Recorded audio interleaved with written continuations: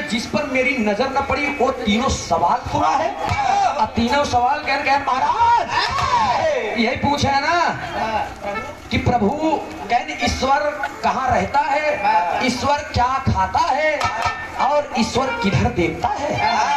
कहन हम यही प्रश्न करें। कहन सुना हम पहले के तोरे प्रश्न देते कह नहीं बतावा कहूँ घी खाए घी कहन घी। ध्यान दें आप सत्यदेव पाल जवाब देते।